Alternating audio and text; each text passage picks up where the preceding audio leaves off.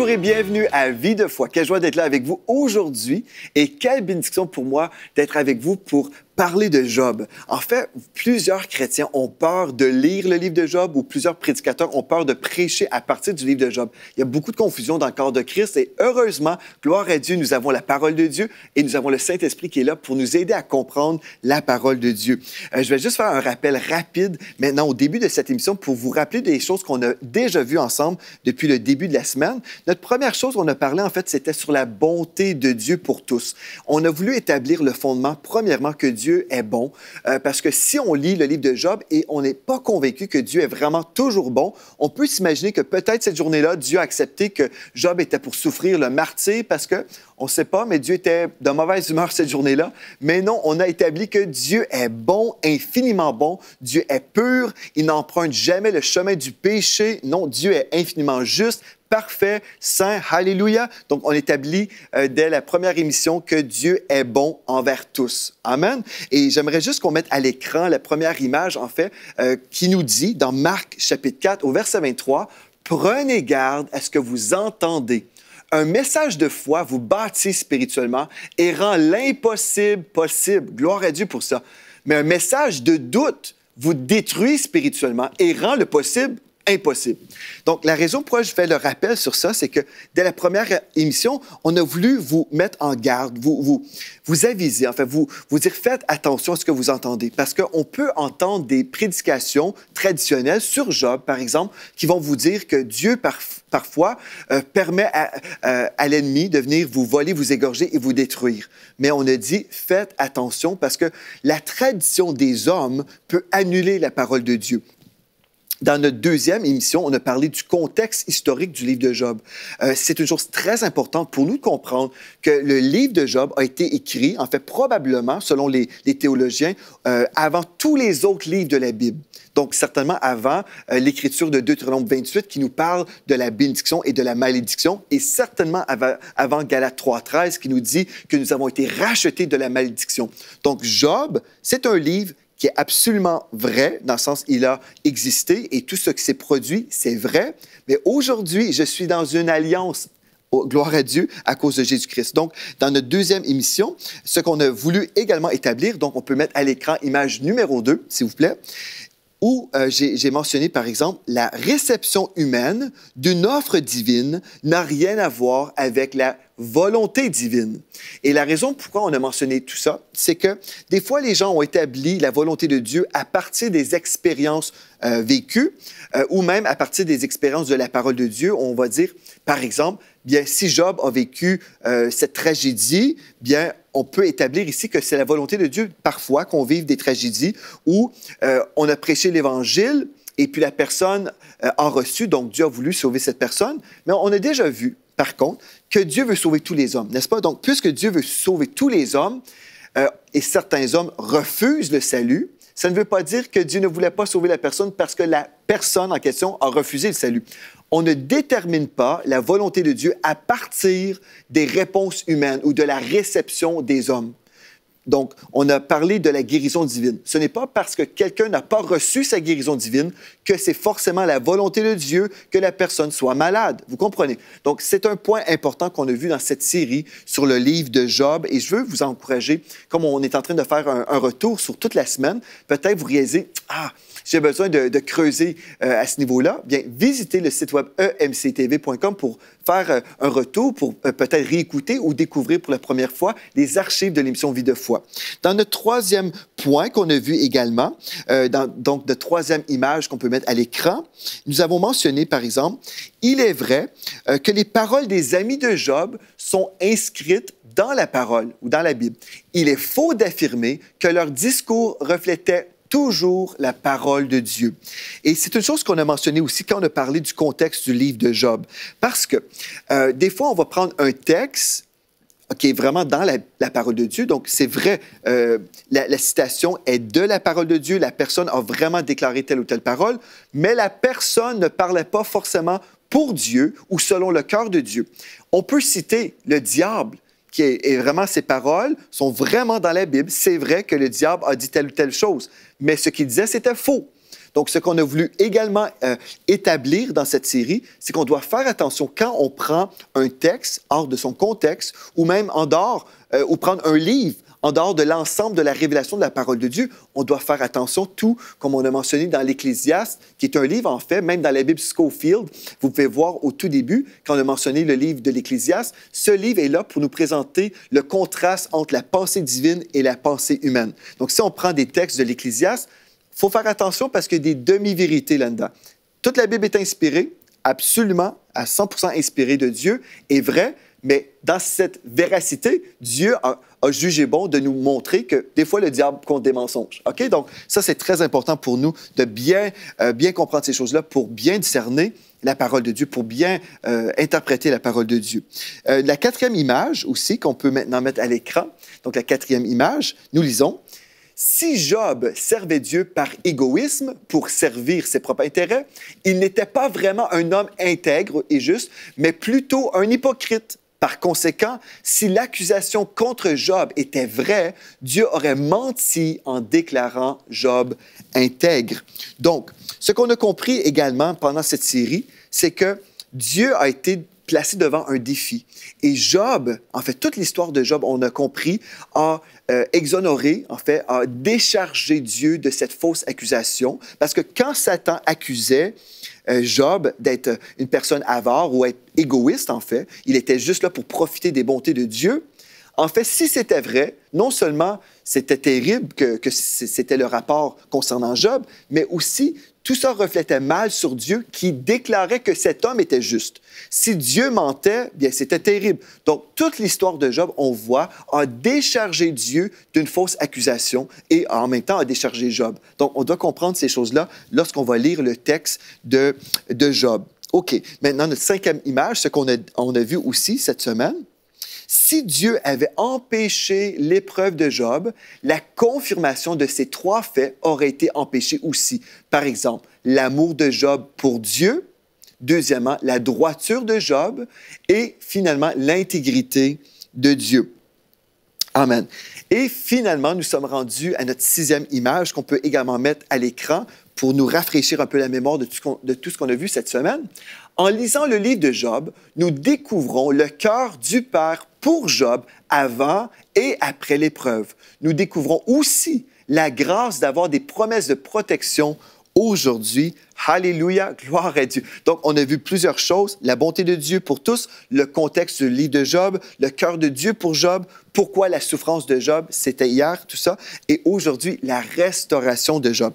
Ce qu'on voit, c'est merveilleux. Dieu n'a pas changé, son cœur n'a pas changé. Mais quand on a parlé de Job, on a souvent mis l'emphase sur sa souffrance qui a duré environ 9 mois, selon les théologiens. Et c'est bien d'en parler parce que la parole de Dieu nous révèle sa souffrance. Mais si on parle uniquement de cette portion de sa vie, et en plus, on considère, la Bible nous dit très clairement qu'il a vécu un autre 140 ans après son épreuve, si on oublie toute sa vie, on met l'accent uniquement sur sa souffrance, on passe à côté d'autres choses qu'on doit comprendre de sa vie.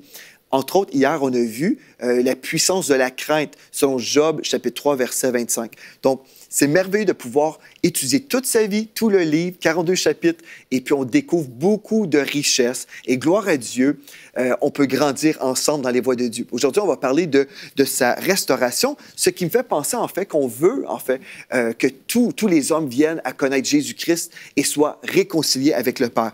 On croit que Dieu veut restaurer des vies, qu'il veut guérir les malades, il veut remplir de son esprit. Nous croyons que notre Dieu est bon et qu'il veut se révéler dans les nations. Et aujourd'hui, je prends juste le moment de remercier tous les partenaires de EMC TV. Nous sommes là ensemble dans la foi et nous croyons pour 8000 nouveaux partenaires qui vont se joindre à nous.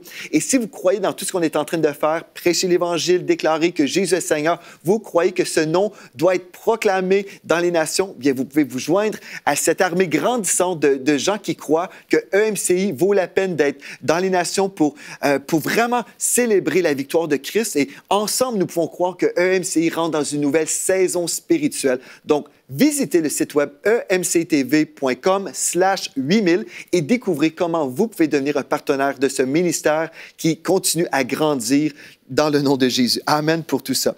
Donc, aujourd'hui, j'aimerais attirer votre attention sur Genèse, chapitre 8, au verset 22. On va parler maintenant de la restauration de Job. Mais comment est-ce que Dieu a fait pour restaurer cet homme intègre et juste? Bien, si nous lisons le livre, nous allons voir en fait que Dieu a répondu aux questions de Job, mais pas de la même façon qu'il s'imaginait. Dieu a commencé à poser des questions très franches, et puis il a dit, en gros, à Job, « Où étais-tu quand j'ai tout créé, là? Où étais-tu? » Est-ce que, en gros, on peut imaginer que Dieu est en train de dire, « Est-ce que tu connais toutes choses, toi, Job? Est-ce que tu connais vraiment toutes choses? » Et c'était clair que Job ne connaissait pas toutes choses. Et puis, il s'est humilié devant Dieu. Et Dieu, qui avait un cœur rempli d'amour pour lui, en fait, il voulait restaurer son homme. Parce qu'au départ, il voulait le bénir. Et à la fin, il voulait aussi qu'il soit béni, mais il voulait le restaurer. Et vous savez, Dieu travaille toujours avec des lois spirituelles. Donc, Dieu lui a dit quelque chose d'important. Et je vais attirer votre attention maintenant sur une loi spirituelle qui existe depuis, bien, on va voir dans le texte, Genèse 8, verset 22. Désormais, durant tous les jours de la terre, semences et moissons, froid et chaud, été et hiver, jour et nuit, ne cesseront point. Dieu a déclaré que la loi des semences et des récoltes fonctionne. Amen. Et là, pour que cet homme Job puisse être restauré, Dieu a choisi qu'il était pour employer une loi spirituelle. Dans Galates chapitre 6 au verset 7, nous lisons, « Ne vous y trompez pas, on ne se moque pas de Dieu. Ce qu'un homme aura semé, il le moissonnera aussi. » Gloire à Dieu. Remarquez maintenant, on va aller ensemble dans le livre de Job, au dernier chapitre, donc Job 42, au verset 10, où nous lisons, « L'Éternel rétablit Job dans son premier état quand Job eut prié pour ses amis. Et l'Éternel lui accorda le double de tout ce qu'il avait possédé. » OK. Des fois, on peut lire le texte et on ne remarque pas ces choses-là. Mais remarquez, l'Éternel rétablit Job, c'est vrai, dans son premier état, quand Job, à quel moment? Quand Job eut prié pour ses amis. Quand Job a prié pour ses amis, bien, on doit s'arrêter et se poser la question, est-ce que ces amis-là étaient vraiment les meilleurs amis au monde? Non, je ne pense pas. Imaginez, vous venez de perdre votre richesse, vos enfants, votre santé, votre femme est là, vous encourage, maudit Dieu est mort, vous avez besoin d'un soutien émotif, certainement. Vous aimeriez avoir des personnes qui vous consolent, qui vous soulagent, qui sont présents pour vous. Mais oui, ces gens-là sont présents, mais sont des accusateurs, sont là pour vous faire sentir encore pire. C'est terrible. Pire qu'avant. Bon. Mais là, Dieu lui a dit, en fait, il va prier pour ses amis. Et Job a compris, je dois prier pour mes amis.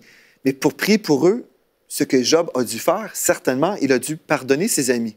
Parce que je suis certain, quand on vit l'horreur comme Job, et puis on a ces amis qui sont là pour empirer la situation, humainement, peut-être on n'a pas vraiment le goût de prier pour ces amis-là. On a peut-être plutôt le goût de châtier, bref, de se défendre, se justifier. On a peut-être le goût de se mettre en colère. Mais là, Job a choisi le chemin de Dieu, le chemin de l'amour. Il a choisi de prier pour ses amis. Donc, pour y arriver, il a sûrement dû pardonner ses amis et ensuite déclarer des paroles de bénédiction sur eux. Wow! Donc, au lieu de faire comme eux, il a dû agir différemment. Il a dû agir comme Dieu voulait qu'il agisse. Donc, l'Éternel rétablit Job dans son premier état. Quand Job eut prié pour ses amis, cette prière d'amour, de bénédiction, c'était une semence dans le monde de l'esprit. Il a semé dans la vie de ses amis, dans le monde spirituel. Et ce qui s'est produit après, l'Éternel lui accorda le double de tout ce qu'il avait possédé. Alléluia! Vous voyez, quand vous ne marchez pas dans la vengeance, mais vous marchez dans l'amour, vous semez dans le monde de l'amour, vous semez des prières pour vos ennemis. Quand Jésus nous dit « Bénissez ceux qui vous maudissent », oh, gloire à Dieu! Vous pouvez faire, oui, comme Job, vous pouvez répondre à l'appel de Jésus qui nous dit « Bénissez ceux qui vous maudissent ». Bénissez vos ennemis, aimez vos ennemis. Bon, ces amis-là, ce n'étaient pas des ennemis, mais j'avoue, c'était sûrement des amis difficiles à aimer.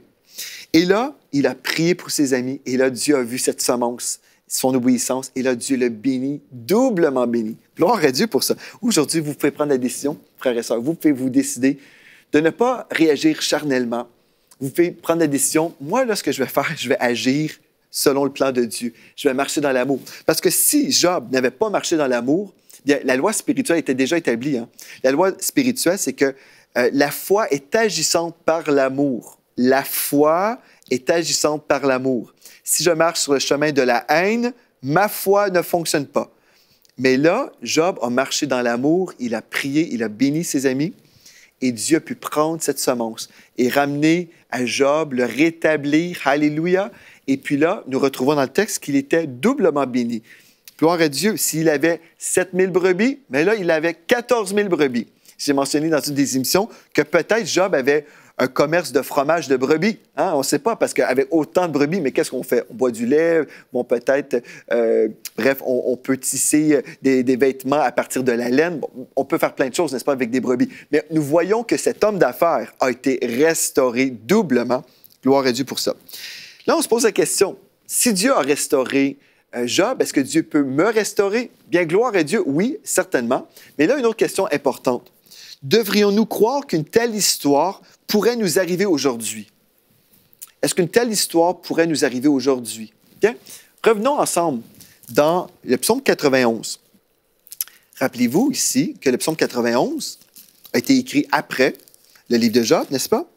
Remarquez le psaume 91 au verset 10. Est-ce que tous les malheurs que Job a vécus, est-ce que c'est possible pour moi aujourd'hui? J'aimerais vous dire, premièrement, c'est possible si vous ne croyez pas la Bible. Si vous croyez même que Dieu veut ça pour vous, si vous êtes séduit par la tradition, vous pouvez vivre toutes les horreurs du diable. Mais la parole de Dieu me dit quelque chose, je ne répondrai pas à la question, je vais juste lire la Bible. C'est à vous de décider. Le psaume 91, verset 10. La question, est-ce que tous ces malheurs peuvent m'arriver? Le psaume 91, verset 10 nous dit, « Aucun malheur ne t'arrivera. Aucun fléau n'approchera de ta tente, car il ordonnera à ses anges de te garder dans toutes tes voies. Ils te porteront sur les mains, de peur que ton pied ne heurte contre une pierre. » Alléluia! Vous pouvez prendre le temps, méditer le psaume 91, méditer le psaume 103, méditer Galates 3, 13. Alléluia! Vous pouvez méditer toutes les promesses de Dieu et juste savoir que, wow, mon Dieu m'a fait des promesses. Et tout comme l'apôtre Paul, moi, je vais dire, les promesses de Dieu sont pour moi, oui et amen. Donc, gloire à Dieu. Devrions-nous croire qu'une telle histoire pourrait nous arriver aujourd'hui? Le psaume 91, verset 10 me dit la réponse. Ce que la tradition enseigne, par contre, là, on va faire un contraste entre ce que vous avez entendu cette semaine et ce que la tradition enseigne. Dieu a permis que Job, un homme juste et innocent, souffre sans aucune explication.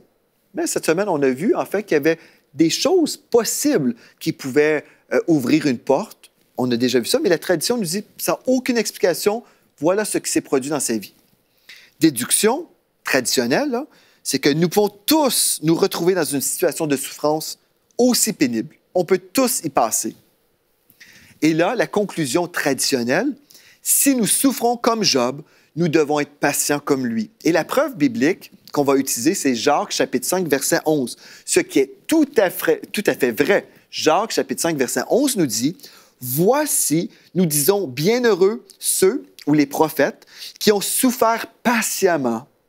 Vous avez entendu parler de la patience de Job et vous avez vu la fin que le Seigneur lui accorda, car le Seigneur est plein de miséricorde et de compassion. » Ce que ce texte me dit, c'est bien d'être patient comme Job.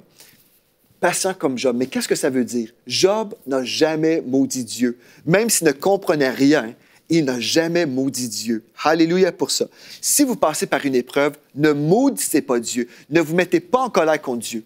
Combien de chrétiens, des fois j'entends des chrétiens dire « Ah, mais pourquoi telle chose m'arrive? Pourquoi que Dieu permet telle chose? Ah, Dieu! » Et les gens se mettent en colère contre Dieu. Non, non, ne faites pas comme les gens de ce monde qui se mettent en colère contre Dieu. Des fois, les gens de ce monde se mettent en colère contre Dieu et pourtant, on l'a chassé de la société. Et quand les choses ne vont pas, on blâme Dieu. C'est ridicule. Donc, si on ne veut rien savoir de Dieu, ne blâmons pas Dieu pour nos malheurs. Mais si vous êtes un enfant de Dieu et vous blâmez Dieu, vous vous mettez en colère contre lui. Non, ne faites pas ça. Soyez patient comme Job. Job a démontré de la sagesse au niveau où il a refusé de maudire Dieu. Il ne comprenait rien, mais il ne maudissait pas Dieu. Et nous, des fois, on ne comprend pas toutes choses. Des fois, on doit prier et l'Esprit de Dieu va nous révéler plus tard des choses qu'on ne comprend pas. Ou peut-être juste au ciel, on va comprendre tous les mystères. Mais d'ici ce temps-là, honorons Dieu. Amen. Marchons dans la patience et croyons que Dieu est plus grand que cette épreuve. Si on se met en colère contre Dieu, bien en fait, on se met en colère contre la mauvaise personne. Parce que celui qui vient vous voler, vous égorger, vous détruire, c'est le diable. Si vous allez vous mettre en colère, mettez-vous en colère contre celui qui est contre vous. Mais si Dieu est pour nous, qui sera contre nous? Dieu est pour vous, il n'est pas contre vous. Ne vous mettez pas contre Dieu, parce que c'est lui qui veut vous aider. C'est lui votre source, c'est lui votre délivrance. Il est votre réponse en toutes choses. Gloire à Dieu pour ça. Donc, je reprends le texte, Jacques, chapitre 5, verset 11. « Voici, nous disons, bienheureux ceux, en parlant des prophètes, qui ont souffert patiemment. Vous avez entendu parler de la patience de Job. Et vous avez vu la fin que le Seigneur lui accorda. » Pourquoi que Dieu a fait ça pour Job? Pourquoi que Dieu l'a restauré? Pourquoi nous lisons cette belle fin concernant le récit de Job? Car le Seigneur est plein de miséricorde et de compassion. C'est ça que vous devez comprendre en lisant Jacques, chapitre 5, 11. Alléluia, mon Dieu est tellement compatissant. Mon Dieu est rempli d'amour, comme on a vu dans notre première émission. Mon Dieu est rempli d'amour pour moi. Je passe peut-être par des épreuves, peut-être le diable m'attaque, mais là, ce que je vais faire, je vais prier en esprit, je vais prier, et là, toutes choses vont concourir à mon bien, selon Romains 8, chapitres 26, 27 et 28. Alléluia, n'est-ce pas merveilleux? Une autre chose que je veux vous mentionner aujourd'hui. Considérons aussi le fait que le récit de Job se déroule avant la loi mosaïque, donc avant aussi Deutéronome 28. Considérons aussi le fait que Job révèle qu'il opérait dans la crainte, comme on a vu hier, même s'il était ignorant des lois spirituelles de Dieu, la foi, la crainte, toutes ces choses, elles fonctionnaient quand même. Donc, il y a beaucoup de choses qu'on peut comprendre en lisant le livre de Job aujourd'hui, mais en gros, la conclusion pour nous dans cette nouvelle alliance, c'est que nous avons une alliance supérieure à l'ancienne alliance. Nous avons une alliance glorieuse aujourd'hui en Jésus-Christ. Et là, si on considère notre alliance, remarquez bien, ici c'est la finale pour nous, mais c'est un début même pour notre foi chrétienne si nous sommes nouveaux en lui. Remarquez bien Colossiens chapitre 1, verset 13. « Il nous a délivrés, en parlant de Dieu, il nous a délivrés de la puissance des ténèbres. Et il nous a transportés dans le royaume de son Fils bien-aimé, en qui nous sommes rachetés, pardonnés de nos péchés. » Alléluia! N'est-ce pas merveilleux? Si vous dites, « est-ce que je peux passer par une épreuve semblable et vivre l'horreur comme Job? » Christ, Dieu nous a délivrés de la puissance des ténèbres et nous a transportés dans le royaume de son Fils bien-aimé. Vous êtes en ce moment dans le royaume de Dieu. Amen. Et nous sommes rachetés, pardonnés de tous nos péchés. Gloire à Dieu. Pourquoi c'est important de parler du pardon des péchés? Bien, ce qu'un homme aura semé, il va le récolter. Vous semez dans le péché, vous semez dans la corruption, vous allez récolter de la corruption la mort. Vous allez récolter toutes les choses terribles. Mais quand vous êtes pardonné, alléluia, vous êtes racheté et pardonné, bien, toutes ces semences terribles que vous avez semées dans le passé, dans le péché, vous pouvez prendre votre autorité spirituelle et dire, maintenant, je suis dans un autre royaume, je déclare que ces semences, dans le nom de Jésus, ils sont déracinés. Alléluia, les semences du péché sont déracinées. Dieu a oublié ma dette, il a supprimé mes péchés. Mes péchés ont été placés dans la mer de l'oubli. Dieu a choisi de tout oublier ça. Et les conséquences de ce péché. Des fois, on a semé et malheureusement, on vit avec des conséquences en ce moment, mais vous pouvez déjà voir des conséquences à venir et vous pouvez dire, je me souviens, j'avais fait telle chose. Et là, à l'avance, je vais prier contre cette chose-là. Je vais prier contre la récolte de cette semence-là. Je vais prier contre ces choses dans le nom de Jésus. Et vous verrez que Dieu va faire des miracles pour vous. Gloire à Dieu. Nous avons un héritage en Christ. C'est ça qui est merveilleux. Et quand vous lisez le livre de Job, vous voyez également que le diable, c'était encore l'accusateur. C'était l'adversaire. Dans Romains 8, 33, nous lisons, « Qui accusera les élus de Dieu? » Qui accusera les élus de Dieu? Ben, c'est toujours le diable. Et là, remarquez, le texte nous dit, c'est Dieu qui justifie. Alléluia. Donc, Dieu nous justifie. Alléluia. Le diable peut venir vous accuser, mais là, Romains 8, verset 1 nous dit, « Il n'y a donc maintenant aucune condamnation pour ceux qui sont en Jésus-Christ. » Le diable peut venir vous accuser, comme il a fait avec Job. Mais ce qui est merveilleux, aujourd'hui, vous avez un avocat auprès du Père. Et c'est ça qui fait toute la différence dans le livre de Job. Aujourd'hui, le Seigneur Jésus-Christ est notre avocat. Alléluia. Il n'y a plus de condamnation pour nous. Gloire à Dieu, le diable pourrait revenir nous attaquer, il pourrait revenir nous accuser. Oh, mais c'est le sang de Christ qui me recouvre. J'ai été pardonné, j'ai été déclaré juste.